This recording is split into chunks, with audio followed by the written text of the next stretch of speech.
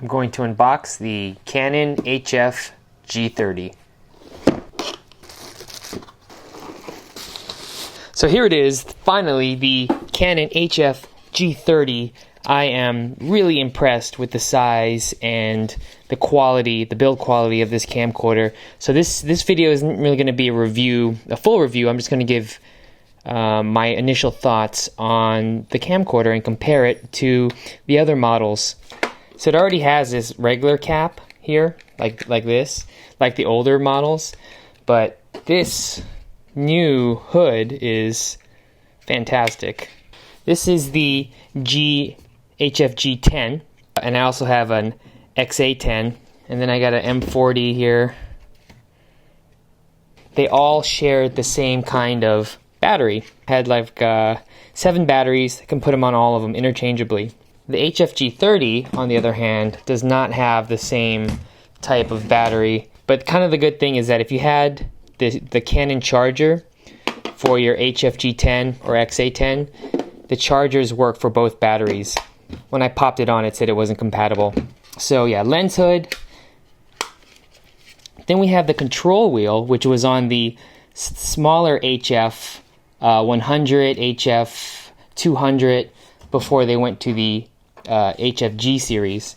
So you have your control knob here in addition to your ring, and so you're dialing in.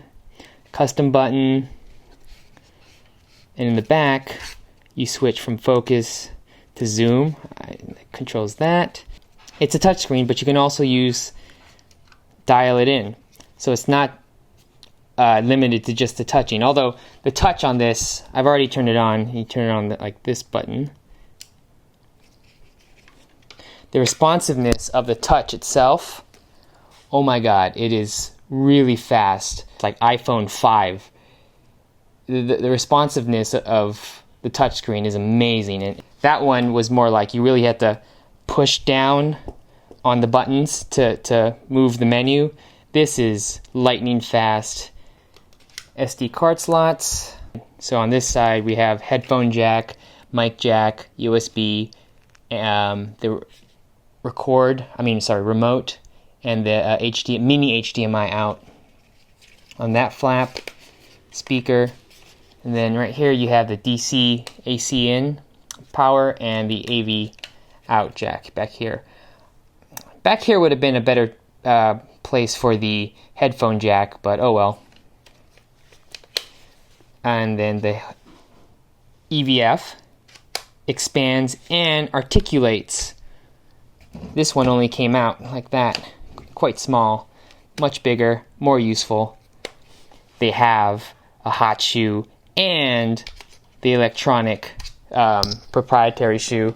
So if you have their boom mics, pop that in, and you still have access to put a light or something on your hot shoe.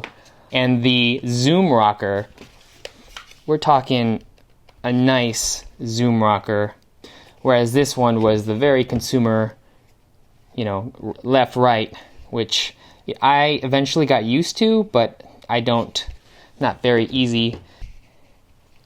This guy fits like a glove. One of the things I'm going to miss from the HF G10 is the 32 gigabytes of internal storage. This camera does not have internal storage. Does not just shoot AVC HD as your codec, it also shoots MP4 and at 1080 60p. AVC HD, I've kind of accepted that codec, but I hate it. And now the Canons are offering MP4, 35 megabits or 24 megabits. I'm going to be shooting some stuff with it, taking it on a few jobs. I'm also going to be still using my HF G10 and XA10. I'm going to use these still, and I'm going to shoot with them in a set because I do a lot of multi-camera productions. So I'm still going to use these two. I'm not going to throw them out. And I also have another HF G10 and then M40. So I'm still going to use these all together and see how they cut. I know the lens is also bigger on this one, so it's like a 26 millimeter, whereas these ones were more of a 30 millimeter, and I had to put a wide angle adapter if I wanted a really wide angle view of, like, well, you know what I mean. Wider is better, and 20 times optical zoom. So not only is it a wider lens, it reaches longer. One of the things, besides it being only 30 millimeters in a 35 millimeter equivalent, is only a 10 times zoom, and they fit a 20 times zoom in here. I'm going to be posting up reviews of actual footage once I start getting it out there and using it and putting it through its paces. But for now, very impressive. Can't wait to start using it.